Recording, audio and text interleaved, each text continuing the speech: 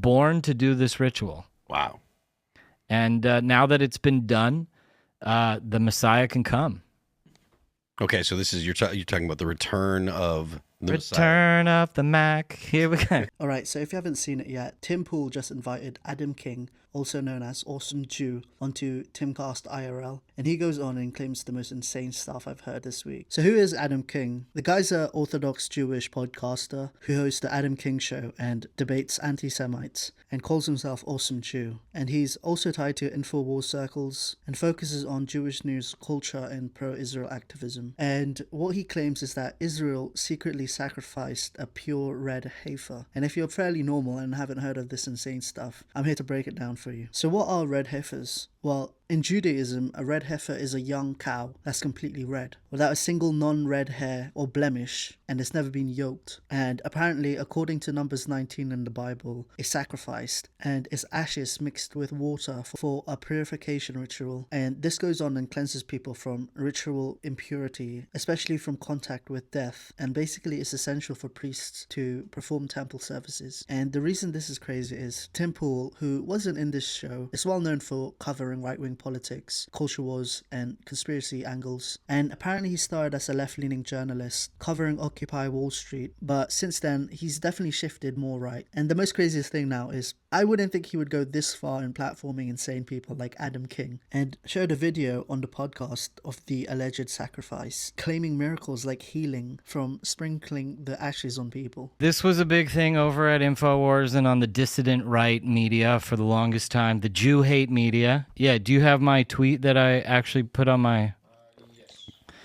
So I basically, what happened, if you want to go to the first slide first before we play the video, about a month ago on July 1st, that one, right? There was an announcement that they were going to do a practice run of the Red Heifer. And prior to this, the media outrage that the Jews were going to go do this Red Heifer, you had like these lunatics like Stu Peters and others who were saying, this is going to usher in the Antichrist, blah, blah, blah. And it was like a real big media balagan. It was really a bad twist. So they said that and also the government wasn't going to let them. So what they did was they said, we're just going to do a practice one with one of the 5 disqualified cows.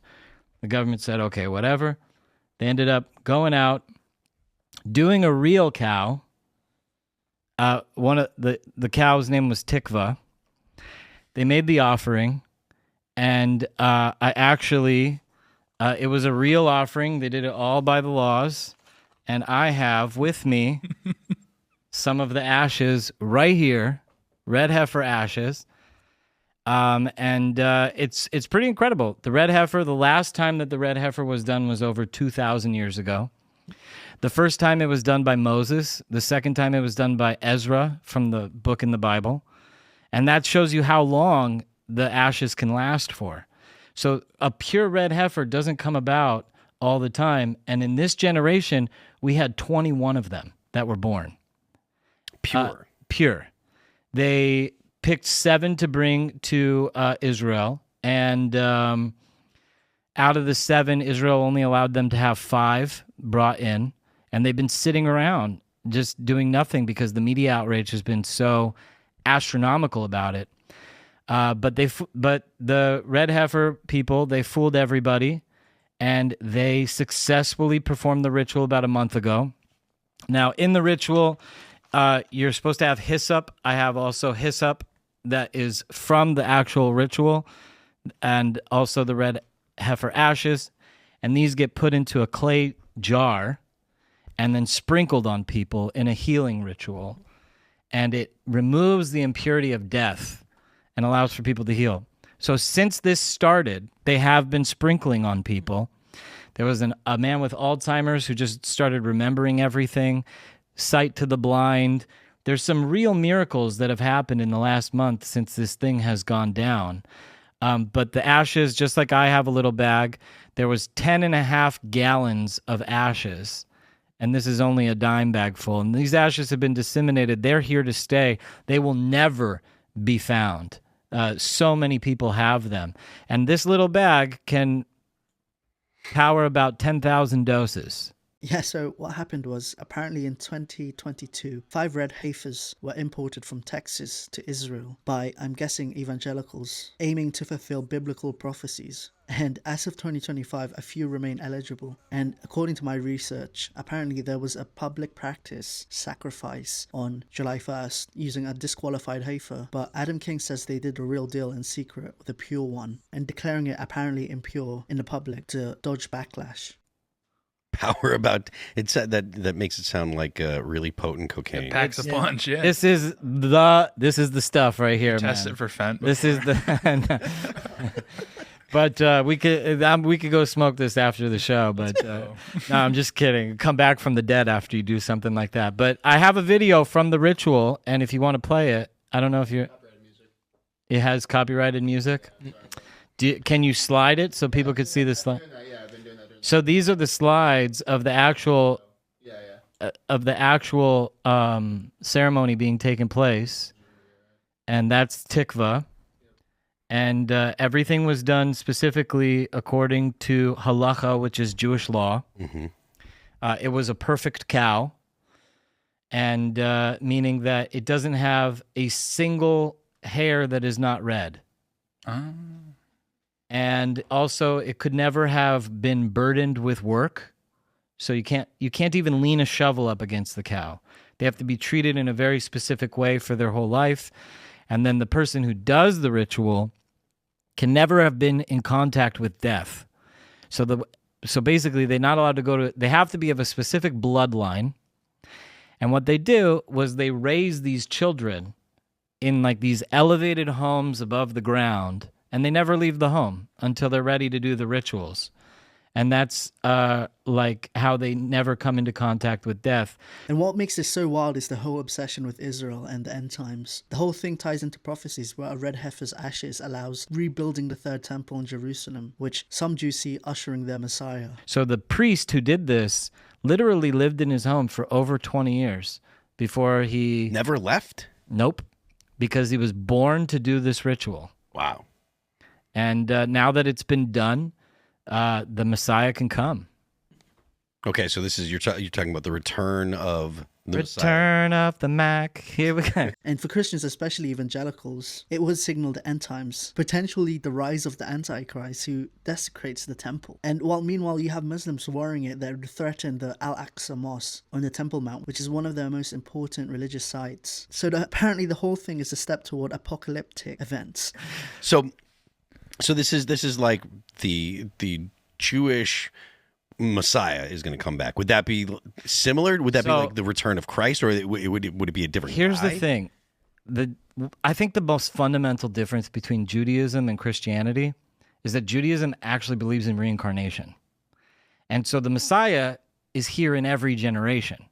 And there's a process by which we are awakened enough to accept the Messiah. So if the Messiah doesn't come, he dies, he's reconstituted, born into the matrix again, and has to find his way back to another thing. We can't build the temple until this happened.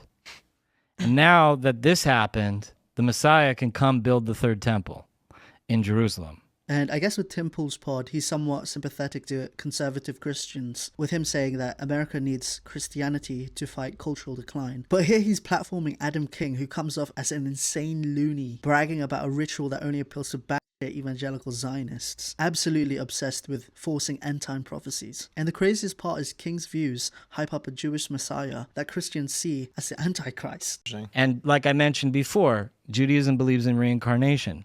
The only way to get out of the reincarnation cycle is to perfect your vessel over the course of lifetimes by completing the mitzvot, the commandments in the Torah, at all the different levels that they're supposed to be completed in. Or for the people who ultimately fail at life, they can go to hell for a certain amount of allotted time. It's hell. It sucks. But then afterwards, they go to heaven and they await a time that the Messiah brings called the Techiyat HaMetim, which is the revivification of the dead, which is what you're talking about, this conquering of death and living forever. So Red Heifer is the gateway to this world that we all truly want to be in together. And it's not a scary thing.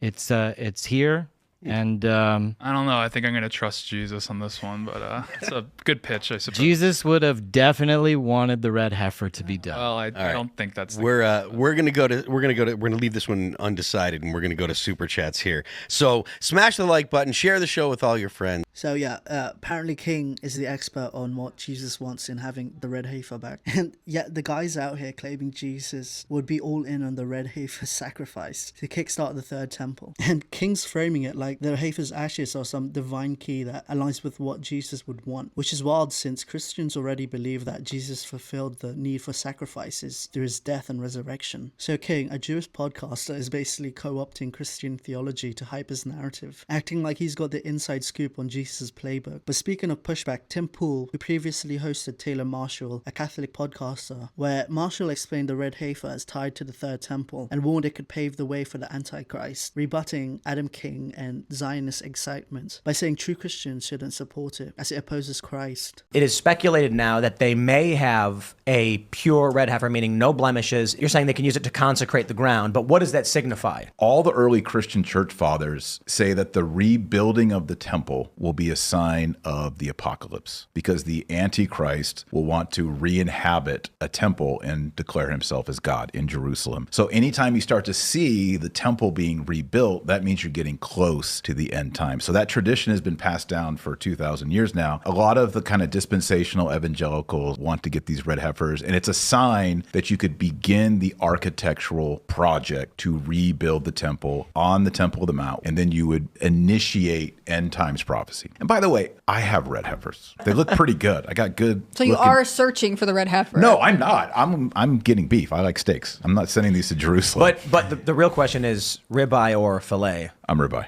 Ribeye? 100%. Ribeye, yeah. Yeah. Tenderloin? I think ribeye. Okay. So yeah, it's pretty insane that Adam King's out here claiming secret sacrifices, miracle ashes healing people, all while grinning like he's unlocked Armageddon. Anyway, the whole thing's is insane. Him blending fringe Kabbalist vibes with doomsday hype and acting like it's a win for humanity. Like this could spark wars over the Temple Mount, but yeah, it's pretty insane. Anyways, let me know what you guys think. Like, comment, and subscribe. Peace.